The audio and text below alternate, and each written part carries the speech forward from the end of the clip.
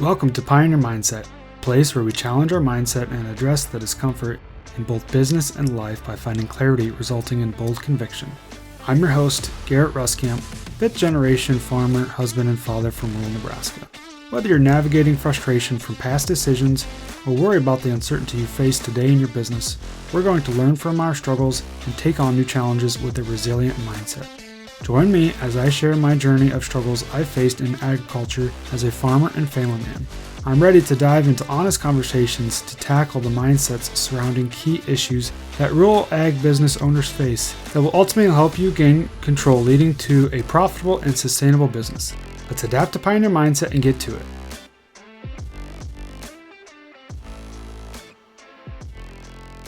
Welcome back, everyone, to this week's episode of Pioneer Mindset. So if we think about all the businesses that kind of provide a service or provide value back to our business, whatever that is for you, we've got to think of that. We almost can maybe categorize those into two different areas. And so what I'm talking about here is I feel like there's a lot of businesses that are already set up to kind of help us once we're already profitable, right? And then there's a lot of businesses that maybe help us more when we're in the trenches and we're trying to get started and trying to get up and off the ground. So for this week's episode, I'm excited to kind of talk about the profit gap in farming. All right. And so what I mean by that, the profit gap in farming is, like I said before, is maybe those businesses that are already helping you once you're already up and on your feet, like once you're up and on the feet, once you're rolling in the right direction. But what about the businesses that are there designed to help you when you're in the trenches, when you need it most, when you're in the thick of things, and we're just trying to get out of that trench, right? Trying to get to the point where we're actually profitable. And so there's a lot of businesses out there that I'm going to kind of put into this category that I call the already profitable club. All right. So if you're some of these businesses or some of these businesses are kind of serving you or providing value back to you, let's just kind of break this down, as a lot of these are kind of designed to help you once you're already at that point. So for example, we got like accountants, attorneys, bankers, equipment dealers, real estate agents, maybe investment companies. Okay. So kind of going into depth a little bit with each one of those, we talk about an accountant. All right. So the way that I was seeing this, and I've been really kind of contemplating this a lot lately, when we talk about this already profitable club, a lot of these businesses, such as an accountant, is maybe designed to, okay, we've got excess cash flow. We are profitable. Now we've got this tax liability that we're trying to mitigate. What can we do to help mitigate that liability? All right. So maybe it's some different tax credits. Maybe you're trying to pay your kids, so you're getting all the deductions that you can. Maybe you're taking advantage of certain depreciation schedules. Maybe you're taking advantage of, like I said, all these different maybe tax loops, or you're structuring everything properly so that way you're not paying too much on income taxes. Just all these different ideas that are out there that the accountants are really good at. So basically they're helping you keep that money, keep that profit, keep that excess cash out of Uncle Sam's hands. So that's one of those businesses that I would say is already in the profitable club. So you're trying to minimize, where that money is going, trying to protect the money that you already have. And that's definitely one of those. And by the way, I want to preference each one of these businesses that I'm going to talk about when we talk about this already profitable club. We can use different kind of facets of these businesses in the trenches as well. All right. So you're definitely going to need an accountant if you're in the trenches as well, but maybe you can't fully utilize them as much as you'd like to. Or maybe there's a lot of benefits that they have that you cannot fully utilize. And so the next one here would be attorneys. They help you protect it and pass it on, protect the assets that you have and pass that on. And with that, it's just a matter of, like I said, typically we think a lot of these things like working with an attorney to create the estate plan, to create the proper entity structure. What we think about, we kind of got to be already set up and, like I said, up and on our feet and up and rolling to really fully utilize them. And so, that's to where if you've already built the empire, you've already done the hard work, or maybe you have a lot of those assets that we do need to protect. That's where, once again, they provide a lot of value. They are definitely worth all the value that they provide, right? But they are usually set up to help you once you get to that point, okay? And that a lot of the value that they provide back to you is, like I said, helping you once you are at that point of profitability, of steady profits, steady positive cash flows. And so that's where they really come in play, right? The next one here are going to be bankers. One thing about bankers is obviously you're going to need them in the trenches. They're loaning you money, but they're really good at also helping you make sure that there's money to spend. So bankers are also really good when it comes to the already profitable club and being there to make sure that you have money to spend, making sure that you have a place to put your money in the bank, or like I said, setting up different accounts so that way we can put your money here for different LLCs or different businesses, or just making sure you have a place to put that money. And bankers are also really good at, like I said, helping you spend that money. Spend the money so that way they can continue to loan you out money and make money off of you. And so the next one here is going to be equipment dealers. Equipment dealers are really there just to help you purchase new iron and new paint, maybe things that you don't need, maybe things that you're trying to bounce off of the accountant and trying to get as little tax liability as possible, spending that money whether you need it or not. Equipment dealers are going to be there to really set up and really benefit, like I said, those that are already profitable, those that can walk into the dealership and say, this is what I want. Are you willing to give it to me? And same thing with the banker's office. Those that can walk into the bank and say, this is what I'm planning on doing. This is the loan that I need. And this is, I'm already have the businesses, already have the cash flow set up in place to help me make sure that I am going to be profitable, make sure I'm always going to be cash positive, or at least doing my best. And so the couple more here would be like the real estate agent, which is obviously going to help us with like the growth and expansion side of things that when we get to that point. And so once again, we're talking about this already profitable club. All of these businesses, a real estate agent, great example of that, because a lot of us, we feel like maybe we're never going to get to that point where we're actually going to be able to take advantage of, say, utilizing a real estate agent to where we want to buy, we want to grow, and we're actively working through that process, right? And so real estate agent, very good example there of the already profitable club, helping you once you get to that point. The next one here, kind of last one to round this off, is going to be any sort of investment company. Maybe it's life insurance. Maybe it's something just investing with like your 401k or in the stocks or anything like that. Something to do with all that extra cash so that way we can, once again, protect it, but then also make it work for us. That's a really good example here as far as the already profitable club. Is, basically kind of breaks it down to when you get to that point where you're already profitable, you have excess cash, now you're trying to protect it, you're trying to help it grow, you're trying to get that cash to work for you now, right? And the big reason that I want to talk about this is because I just feel like there's a lot of people that can take advantage of those different types of businesses, the already profitable club. There's people that can take advantage of that. But when you are in the trenches, it feels so unattainable to actually get to that point where you can be in the profitable club, when you can get to that point to take full advantage of those and feel good about it. Feel good about walking into the banker's office. Feel good about going to the equipment dealer and saying, I want to purchase this because I can, right? And so it just seems really unobtainable when we're in the trenches. So that's where we're going to talk about this next. So I thought, we're going to break these down into two categories. We got the already profitable club. Now we're going to talk about the in the trenches club. Which is exactly what it sounds like. We are in the thick of things. You're just kind of facing the real struggles that we have within our businesses, whether you're just starting out, maybe you took on some unfortunate circumstances, maybe you had some bad luck, maybe you're just trying to get by, maybe you're just trying to fix something that somebody else caused, right? Whatever the case is, you are in the trenches, you are in the thick of it. And the big thing here is just we're trying to even get profitable and stay profitable consistently there. When we talk about this, we're talking about laser thin margins in agriculture, especially. This is probably most of us where we feel like we're always just kind of in the trenches, never to where we can actually get our head above water, get our head above that trench or over the horizon to finally see to where that next level is, that profitable club, right? And so it just seems so unobtainable to get to that point.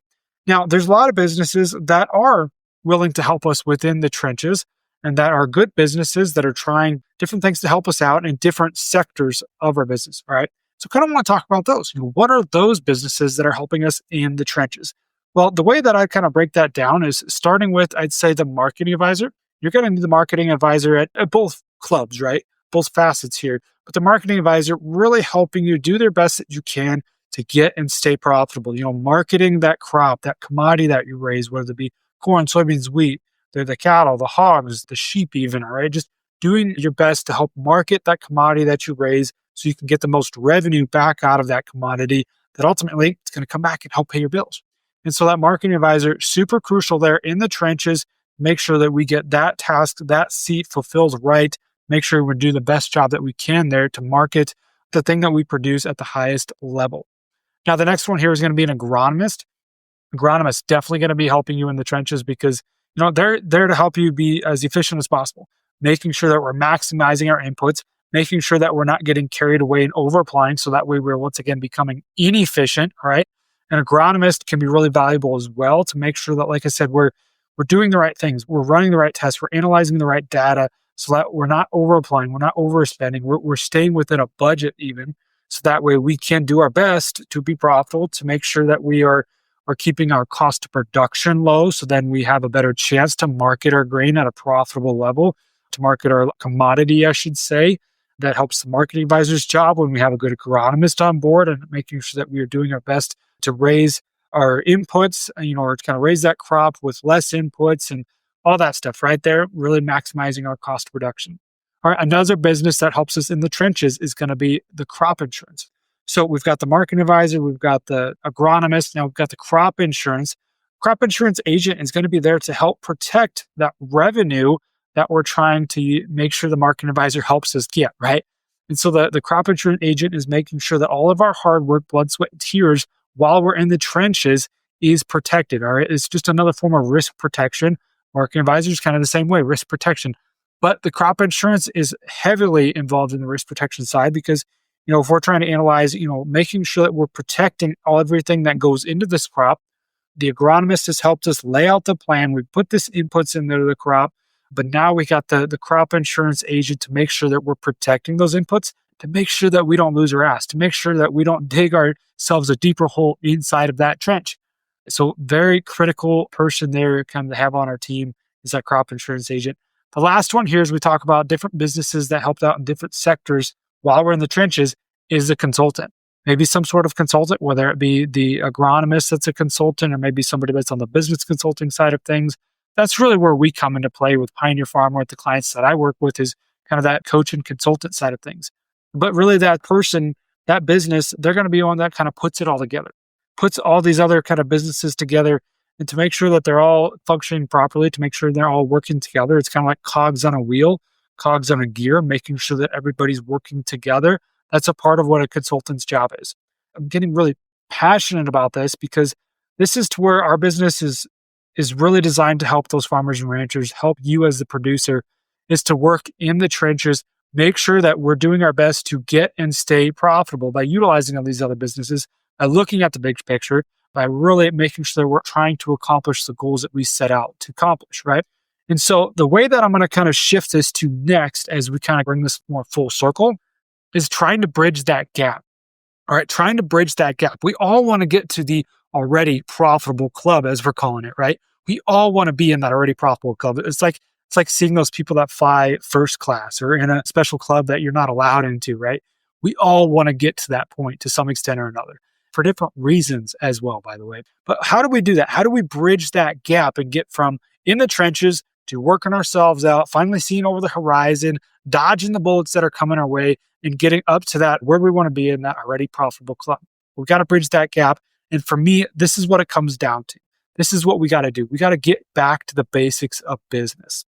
And so when it comes to getting back to the basics of business, I think we tend to, as humans, just overcomplicate this a little bit. As farmers and ranchers, as people, husbands and fathers that are just busy, constantly going all the time, we tend to overcomplicate this. And so let's try our best to simplify this. And so what I'm thinking about here, when we're talking about the grand scheme of this podcast, right, the whole overarching goal is how do we get and stay profitable so we can be in that already profitable club? Well, how do we do that? I'm going to kind of take this back to the basics and keep this really simple. What did your parents ever tell you about how do you be profitable or how do you be rich? This comes back to like, if I want to be wealthy, I want to be rich, or, always ask your parents this in a really simplified version. What did they always say? Well, for me, it comes back to you got to spend less than what you make. Boom. Simple, right? You can stop listening now. You got the keys to success. Go do it, right? What this really comes down to is it's really simple. You got to spend less than what you make. Now, it's not easy.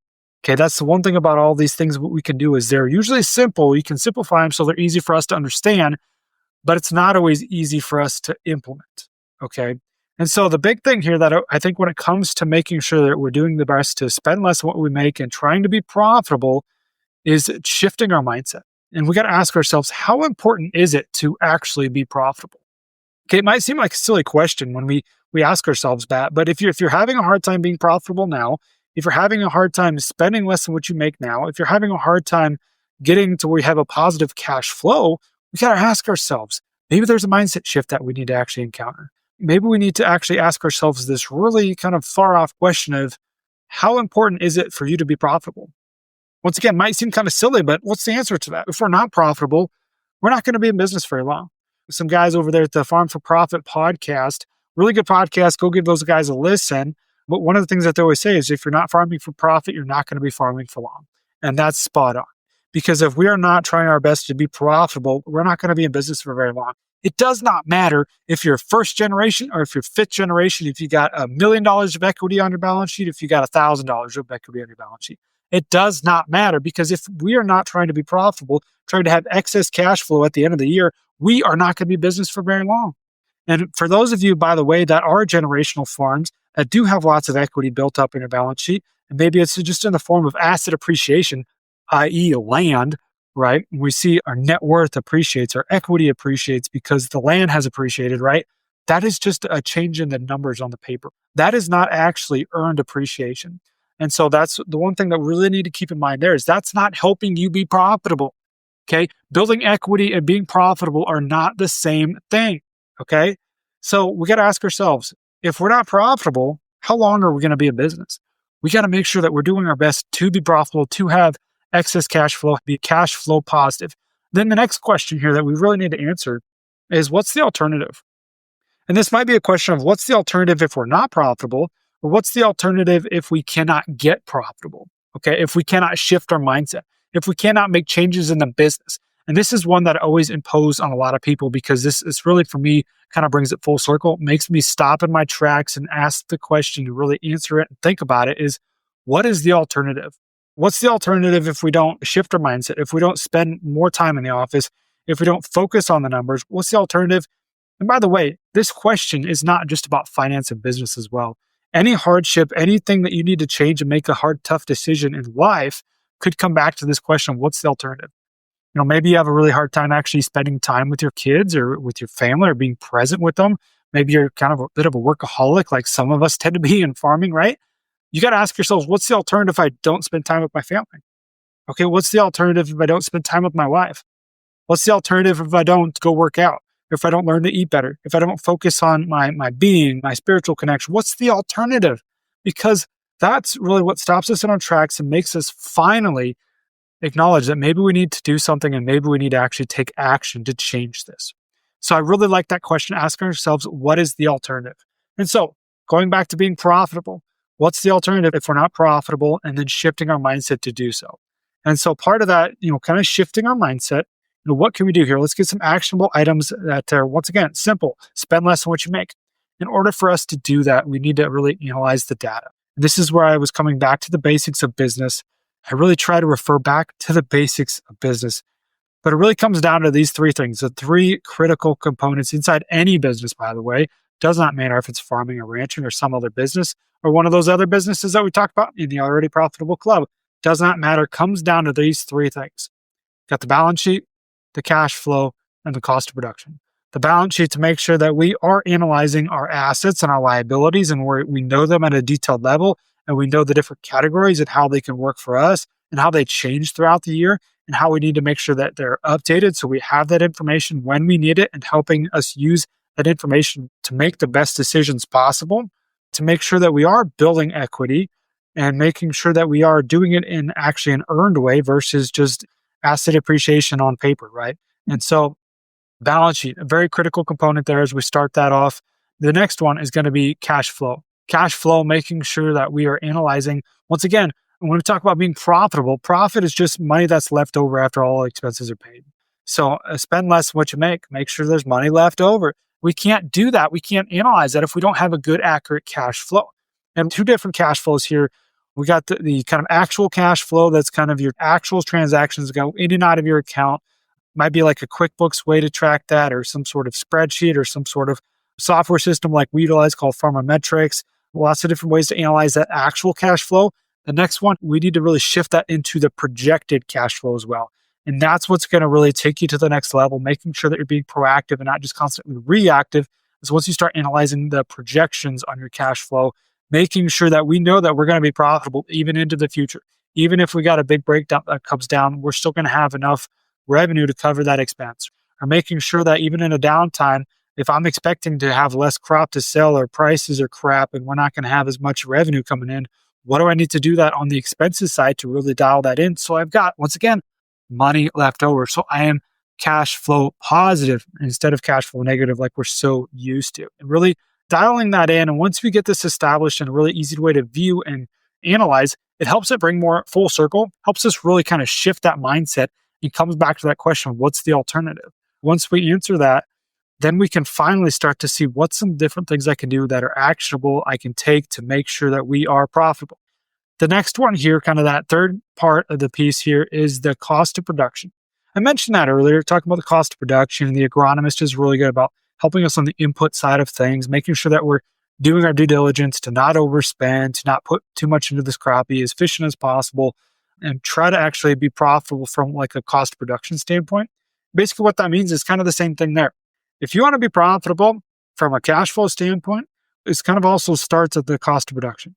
So if we've established that our cost of production, I'm just going to use this for corn, is $900, but we're only able to sell it for $800, obviously we're not going to be positive there. Obviously, we're not going to be profitable. And if we can't do that, we're probably not going to be seeing profits on our cash flow on that other critical component, right? And so the cost of production is just a way to get detailed on maybe a specific enterprise. For most operations out there, we're pretty diversified, whether it be a crop and a livestock, or maybe a custom entity, or maybe a trucking entity. We're pretty diversified. So this cost of production is at a detailed level, so that way for that specific enterprise, we can be as profitable as we can be. And so making sure that we're analyzing those at a detailed level, that helps us do our best to make those decisions as well. It all kind of comes back to making the best decisions possible with the best information possible. I'm sure you've heard me say that many times as well, but that's really what it comes down to, is making sure that we can improve the quality of the decisions that we're trying to make in regard to being profitable, in regard to doing our best to be profitable. So once again, here's what we're going to come down to as far as bridging this gap, kind of bringing this full circle. If we want to bridge that gap, going from in the trenches, in the thick of things, in the suck of the moment right now, whatever season that you're in, to the profitable club where we want to be, to seeing over the horizon, making sure we get to that point, to bridge that gap, it's about knowing the three critical components: balance sheet, cash flow, and cost of production at a detail level that is demanded in today's environment.